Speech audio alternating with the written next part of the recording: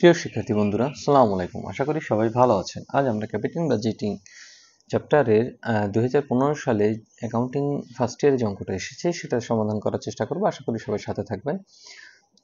তো আমরা যদি অঙ্কটা একদম শুরুতে পড়ার চেষ্টা করি, এখানে বলছে মেগান company is considering the purchase of new machine which will cost টাকা 10 লাখ। মানে সে একটা মেশিন কেনার জন্য বিবেচনা করছে, যেটার মূল্য হচ্ছে 10 লাখ টাকা। It is estimated that the machine will have life 7 years. এই মেশিনটার মেয়াদ হবে 7 বছর। at the end of which it will have salvage value টাকা 50,000, এবং এটা মেয়াদ শেষে এটার ভগ্নাশেষ মূল্য থাকবে হচ্ছে 50,000। the expected earning before tax which machine will product is as follows. মানে মেশিনটা থেকে কি কি আয় হবে, প্রতি বছর কতটা রিটার্ন পাওয়া যাবে সেটা দেওয়া আছে। এখন এই অঙ্কটা শুরুতে যদি আমরা দেখি, এখানে বলা আছে ইবিটি, এরকম কোনো তথ্য আমরা বিগত অঙ্কগুলোতে পাইনি। ইবিটি মানে হচ্ছে আর্নিং বিফোর ট্যাক্স। এখন এই ক্ষেত্রে আমাদের ছকে একটু চেঞ্জ হবে। আমরা জানি যে CF80 দেয়া থাকলে, CFBT দেয়া থাকলে CF80 পর্যন্ত যেতে আমাদের আসলে 7 ঘর লাগে, কিন্তু এখানে ইবিটি দেওয়া আছে। তো ইবিটি দেওয়ার ক্ষেত্রে আমাদের ছকে একটু পরিবর্তন হবে, কিন্তু আমাদের ঘর লাগবে 6টা, যেহেতু CFBT দেওয়া নাই। তো আমরা যদি অঙ্কটার দিকে একটু খেয়াল করি যে the company has cost of capital 15%, মানে এখানে একটা রেট দেওয়া আছে। আর আপনারা জানেন কস্ট অফ ক্যাপিটাল রেট যদি দেওয়া থাকে তাহলে আমাদের এনপিভি কে নির্দেশ করে, তাহলে আমরা এটা থেকে আমরা এনপিভি নির্ণয় করব। On this basis you are required to prepare statement evaluating the project assume that corporate tax rate is 40%। যেহেতু ইবিটি দেওয়া আছে, ট্যাক্স রেট অবশ্যই দেওয়া থাকবে। তো ক্যালকুলেট আইআরআর, এনপিভি এবং এনপিআই। এখানে আমাদের 3টা রিকোয়ারমেন্ট করতে বলেছে। তো আমাদের প্রথম কাজ হচ্ছে সিএপিটি নির্ণয় করা, কারণ সিএপিটি যদি আমরা নির্ণয় করতে না পারি তাহলে আমরা এনপিভি নির্ণয় করতে পারবো না। আর এনপিভি নির্ণয় না করতে পারলে আইআরআর নির্ণয় করতে পারবো না। আর এনপিএ হচ্ছে একটা সহজ সূত্র, যেটা আমরা পরবর্তীতে লাস্টে দেখব। তো আমাদের প্রথম কাজ হচ্ছে আমাদের আসলে ছক কয়টা হবে। ছক হবে আমাদের 6টা, যেহেতু সিএফবিটি নেই। ছক কয়টা হবে? 6টা। তো এই 6টা কিসের ছক হবে? এই 6টা হচ্ছে আমাদের আসলে ইবিটি থেকে CF80 পর্যন্ত যেতে। এই ইবিটি থেকে CF80 পর্যন্ত যে 6 ঘর হবে। তো আমরা জানি এনপিভির জন্য কয় ঘর হয়? এনপিভির জন্য হয় 2 ঘর, এবং আইআরআর এর জন্য কয় ঘর হয়? 2 ঘর। তাহলে মোট আমাদের ইবিটি থেকে CF80 পর্যন্ত যেতে লাগবে হচ্ছে 6 ঘর, এবং আর নতুন 4। তার মানে আমাদের মোটামুটি 10টা ঘর হলেই এই অঙ্কটা পুরোপুরি 3টা রিকোয়ারমেন্টে আমরা সমাধান করতে সক্ষম হব। তো আমরা যদি অঙ্ক শুরু থেকে করার চেষ্টা করি, তো আমরা একটা ছক কাটলাম। বলেছি আগে যে 10টা ছক হবে। তো প্রথম আমরা ইয়ার, 7টা ইয়ার লিখব। এরপর ইবিটি, এখানে যে ইবিটি গুলো দেওয়া আছে এগুলো একদম হুবহুব আমরা একদম এখান থেকে ধরে কপি পেস্ট করে এখানে লিখে দেব ইবিটি। তাহলে ইবিটি মানে হচ্ছে আর্নিং বিফোর ট্যাক্স, এবং এটা থেকে কি বাদ দিব? ট্যাক্স বাদ দিব। তাহলে আমাদের ট্যাক্স বলা ছিল কত? 40%। আমরা ট্যাক্স এখান থেকে বাদ দিব, প্রতিটা টাকার উপরে 40%। তাহলে 40% দেওয়ার পর আমাদের এই টাকাগুলো আসবে। এরপর ইবিটি থেকে ট্যাক্সটা বাদ দেওয়ার পরে আসবে ইএটি, মানে আর্নিং আফটার ট্যাক্স। মানে এইটা থেকে এটাকে আমাদের কি করতে হবে? বিয়োগ দিতে হবে। বিয়োগ দিলে আমাদের আসলে এই ইএটির ঘরটা আসবে। তাহলে ইএটির যে টাকাগুলো আমরা পেলাম। এখন আমরা জানি যে সিএপিটি কিভাবে নির্ণীত হয়। সিএপিটি নির্ণীত হয় ডেপ্রিসিয়েশন, ইএটির সাথে ডেপ্রিসিয়েশন যোগ করা। মানে এটার সাথে আমরা কি যোগ করব? ডেপ্রিসিয়েশন যোগ করার পরে আমাদের আসলে CF80 আসবে। ইএটির সাথে ডেপ্রিসিয়েশন যোগ করার পর CF80 হয়। তাহলে আমাদের ডেপ্রিসিয়েশন তো নির্ণয় করতে হবে। তো আমরা চলেন আগে ডেপ্রিসিয়েশন নির্ণয় করি। তো ডেপ্রিসিয়েশন নির্ণয় করার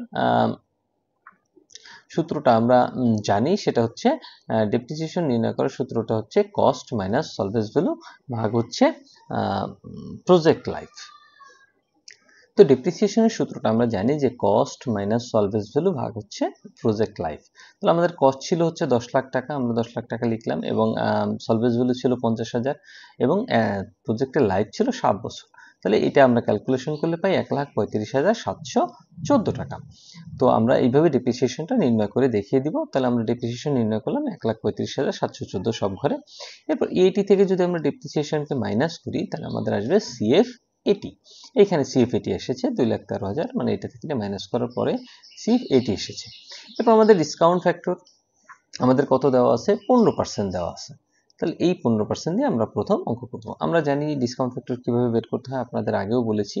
ডিসকাউন্ট ফ্যাক্টর নির্ণয় করার সূত্রটা হচ্ছে 1 ভাগ 1 প্লাস R পাওয়ার হচ্ছে n।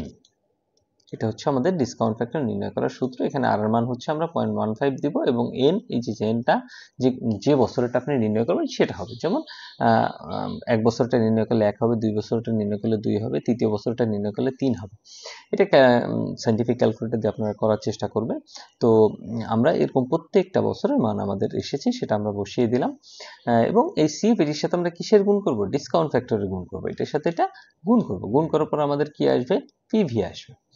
এখন প্রিয় শিক্ষার্থীরা, এই অঙ্কে আমাদের যেহেতু সলভেজ ভ্যালু ছিল, সলভেজ ভ্যালুর আমার একটা কাজ করতে হবে। এখানে দুটো জিনিসের কাজ হয়। অঙ্কে যদি ওয়ার্কিং ক্যাপিটাল থাকে এবং সলভেজ ভ্যালু থাকে তাহলে এই কাজটা আমাদের করতে হয়। যেহেতু এই অঙ্কে ওয়ার্কিং ক্যাপিটাল নাই, শুধু সলভেজ ভ্যালু আছে, এই সলভেজ ভ্যালুটা আমরা একদম সপ্তম বছর মানে শেষ বছরে সলভেজ ভ্যালু আকারটা আবার দেখিয়ে দেবো। কোথায় দেখাবো? CFET-তে দেখাবো। তাহলে আমাদের সলভেজ ভ্যালু ছিল কত? 50 এবং এটা ডিসকাউন্ট ফ্যাক্টর হবে লাস্ট ইয়ার একটা, মানে এই যে এইটাই হুবহুব আমরা এখানে বসিয়ে দিব এবং এটা দিয়ে গুণ করে আমাদের পিভিটা এখানে নিতে হবে। তো আমাদের টোটাল পিভি আমরা যোগ করলাম, আসছে 9,70,493। তো এইটা হচ্ছে আমাদের যে ডিসকাউন্ট ফ্যাক্টর রেটটা দেওয়া ছিল সেই রেট। এখন কথা হচ্ছে, আমরা IRR করার ক্ষেত্রে আমরা জানি যে আমাদের একটা হায়ার রেট লাগে এবং একটা লোয়ার রেট লাগে। তো আমরা যদি এই 9,70,493 থেকে যদি আমরা এটা মাইনাস করি, 9 লাখ, আমরা এনপিভির সূত্র কি জানি? যে টোটাল পিভি মাইনাস এনসিও। তাহলে এই টোটাল পিভি হচ্ছে 9,70,493 টাকা এসেছে। এটা থেকে যদি আমরা এনসিও মাইনাস করি, এনসিও ছিল 10 লাখ, তাহলে এর থেকে মাইনাস করলে আমরা দেখতে পাচ্ছি যে 9,70,000 থেকে যদি আমরা 10 লাখ মাইনাস করি আমাদের নেগেটিভ চলে আসে। তাহলে আমরা IRR করার ক্ষেত্রে কি নিয়মটা দেখেছি? যে IRR করার ক্ষেত্রে নিয়মটা দেখেছি হচ্ছে যে লোয়ার রেটের এনপিভি হচ্ছে পজিটিভ হবে। লোয়ার রেটের এনপিভি কি হবে? পজিটিভ হবে। কিন্তু এটা তো নেগেটিভ চলে আসবে, কারণ এটা থেকে যদি 10 লাখ বাদ দিই তাহলে বিয়োগ 30,000-এর মতো টাকা আসবে। তাহলে আমাদের এখানে আসলে এটা হায়ার রেট, কারণ হায়ার রেটের এনপিভি কি হয়? হায়ার রেটের এনপিভি সর্বদা হচ্ছে নেগেটিভ হয়। তাহলে এই 15%কে আমরা কি হিসেবে ধরে নিব? এই 15%কে আমরা হায়ার রেট ধরে নিব, কারণ হায়ার রেটের এনপিভি কি হয়? নেগেটিভ হয়। আমরা যদি দেখাই যে এনপিভি এই যে 9,70,000 থেকে যদি 10 লাখ বাদ দিই এটা নেগেটিভ চলে আসে, তাহলে আমরা এটা হায়ার রেট হিসেবে ধরে নিব। এখন আমাদের এই অঙ্কটা সমাধান করতে লাগবে একটা লোয়ার রেট। তাহলে লোয়ার রেটটা আমরা কিভাবে নিব? তা আমরা জানি যে লোয়ার রেট 10% পর্যন্ত আমরা হচ্ছে বাড়াতে কমাতে পারবো। আপনার অঙ্কের নিট লাভ বা ক্ষতি দেখে এটা নির্ধারণ করবেন। তো আমরা আগেও বলেছি যে এটা নির্ধারণ আপনার যা মনে হবে সেটা থেকে আরো 2-3% বেশি বা কম ধরার চেষ্টা করবেন।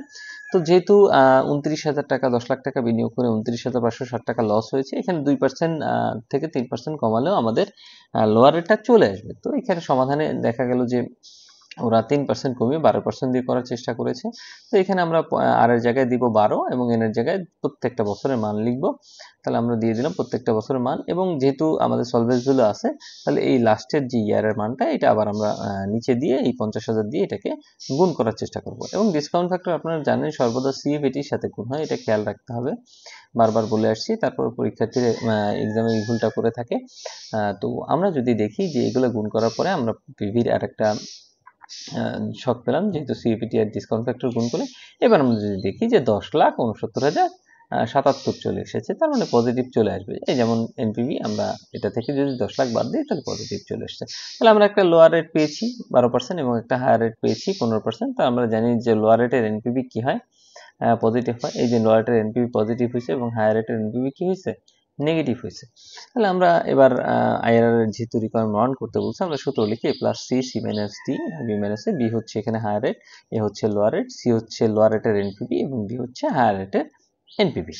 তো আমরা লোয়ার রেট 12% দিলাম এবং এনপিভিটা বসিয়ে দিলাম এবং এটা থেকে এটা মাইনাস করলাম এবং আমরা জানি যে মাইনাসে মাইনাসে গুণ হলে কি হয়? প্লাস হয়। তাহলে এটার সাথে 69,000 এটা প্লাস করলে 95,584 আসে এবং পরবর্তীতে আমরা ভাগ করলাম এবং ভাগ করে আসে 3।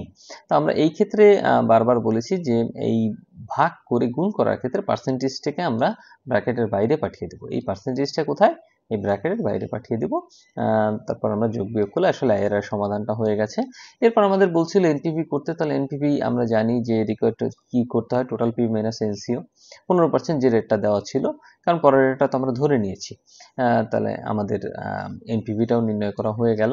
এরপর যদি বলে যে এনপিএ করতে বলছে, এনপিএ এর সূত্র আমরা জানি যে টোটাল পিভিকে এনপিভিতে বিয়োগ করা হয় এবং এনপিএতে হচ্ছে আসলে ভাগ করা হয়।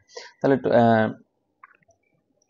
তো আমরা এই যে এনপিভিটা এসেছে, এই এনপিভিটাকে আমরা কি করব, এনসিও দ্বারা ভাগ করব। তাহলে 29,507কে আমরা এনসিও দ্বারা ভাগ করলাম, এখানে এসেছে -2.95%। এই ছিল এই অঙ্কের সমাধান। আশা করি সবাই বুঝতে পারছেন। যদি কোনো প্রশ্ন থাকে তাহলে অবশ্যই কমেন্ট বক্সে কমেন্ট করবেন। প্রিয় শিক্ষার্থী বন্ধুরা, ন্যাশনাল ইউনিভার্সিটির বিবিএ এমবিএ সকল সাবজেক্টের পরবর্তীতে আপডেট পেতে এই ভিডিওটিতে লাইক করুন, চ্যানেলটি সাবস্ক্রাইব করুন এবং বেল বাটনে ক্লিক করে রাখুন।